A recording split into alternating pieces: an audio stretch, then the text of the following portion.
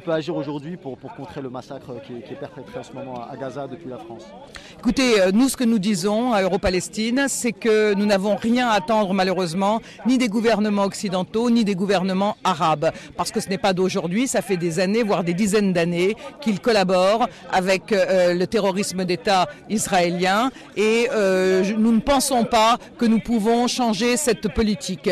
C'est pas seulement de la lâcheté, c'est de la collaboration. Et donc, nous pensons qu'aujourd'hui, ce qui est très important, c'est de faire prendre conscience aux partis et surtout aux syndicats, aux syndicalistes, qu'il faut absolument qu'ils fassent comme pour l'Afrique du Sud de l'apartheid, qu'ils organisent le blocage des marchandises en provenance et à destination d'Israël. Et je crois qu'aujourd'hui, malheureusement, on ne peut pas compter sur les grands médias, les grandes chaînes de télévision pour montrer la réalité telle qu'elle est. Ils ont tendance à faire croire qu'il y a renvoyé dos à dos des terroristes contre une armée, et c'est faux, si vous voulez. Vous avez, c'est clair, des gens qui sont occupés, annexés, agressés depuis 60 ans, et en face, une armée qui ne veut pas la paix, un gouvernement qui ne veut pas la paix, qui veut prendre l'ensemble du territoire, tout, Jérusalem-Est, l'ensemble, ni 78%, ni 80%, mais 100% de la Palestine. Vous annoncez peut-être la suite de la mobilisation?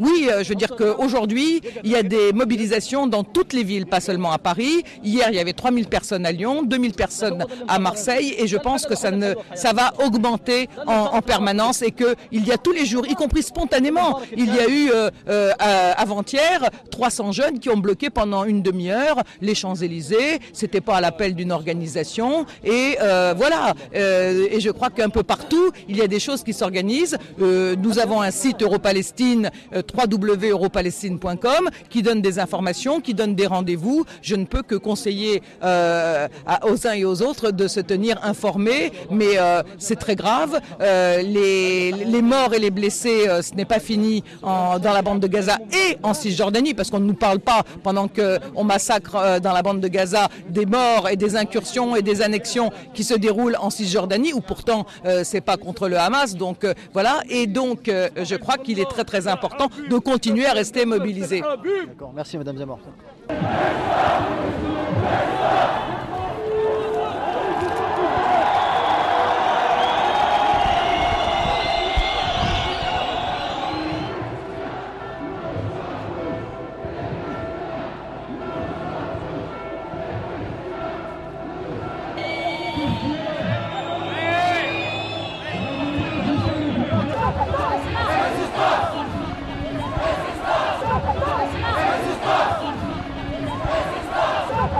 Écoutez, je crois qu'en termes de motivation, il y a une seule chose, c'est la colère, le dégoût, la rage devant aujourd'hui le massacre d'un peuple, une pluie de bombes qui tombent sur des populations civiles dans l'indifférence la plus totale.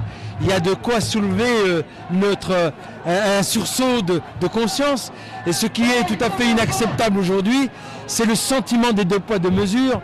Le sang palestinien versé depuis quelques jours ne vaut-il pas le sang des Géorgiens où la communauté internationale s'était mobilisée? Et quel mépris à ce chef de la République française qui n'a même pas daigné arrêter ses vacances alors qu'il est président de l'Europe, et là il a le pouvoir de pouvoir intervenir pour arrêter ce massacre. Donc heureusement qu'il y a une mobilisation citoyenne pour exiger que la France et l'Europe interviennent et fassent pression sur Israël. Et la deuxième chose, il faut une force d'interposition très rapidement afin qu'aujourd'hui, ne pas laisser le peuple palestinien comme un peuple en danger, et qu'il connaît une communauté internationale dont l'attitude s'apparente à une certaine lâcheté.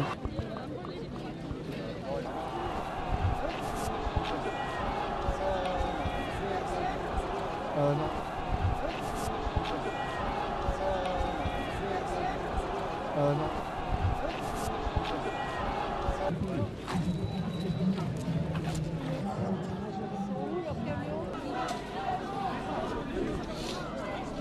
Alors si aujourd'hui on est là avec plusieurs milliers de personnes, c'est tout simplement parce que nous sommes révoltés, indignés par la violence, la brutalité, de la terreur qu'Israël abat actuellement contre la population sans défense de la bande de Gaza. On est là pour manifester notamment contre le renforcement de la coopération entre la France, l'Union européenne et Israël. ce renforcement de la coopération entre l'Europe et Israël, c'est clairement un chèque en blanc donné aux terroristes actuellement au pouvoir à Tel Aviv pour continuer leur massacre contre la population civile et désarmée de la bande de Gaza. Aujourd'hui, on est là pour faire passer ce message de façon très claire.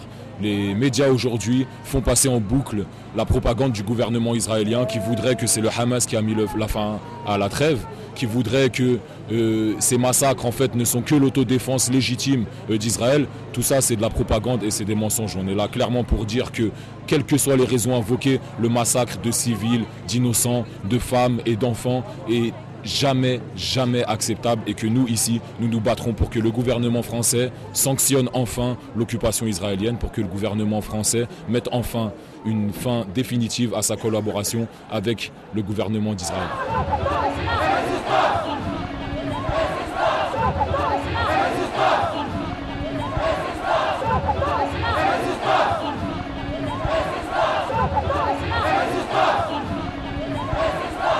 Donc le prochain rendez-vous de la mobilisation pour Gaza, pour nos frères et sœurs en Palestine, c'est samedi prochain, le 3 janvier, à 15h, à la place de la République. Il y a des dizaines d'associations, de partis et de syndicats qui appellent à ce rassemblement, à cette manifestation qui ira en direction de l'ambassade d'Israël pour crier notre indignation, notre colère et notre message à tous, unis, ensemble, ce message de justice et de solidarité avec le peuple palestinien.